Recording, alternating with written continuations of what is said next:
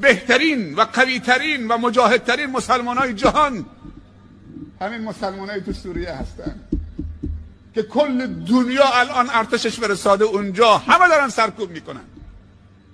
فقط مسلمان مجاهدی که باور بکنی من تو تلویزیون دیدم چاهی کنده بودن، یکی از مجاهدین رو گذاشته بودن تو این چاه و با سر بیل میزدن تو سرش، بگو لا اله الا بشار، بگو خدایی نیست مگر بشار اسد، بگو لا اله الا الله.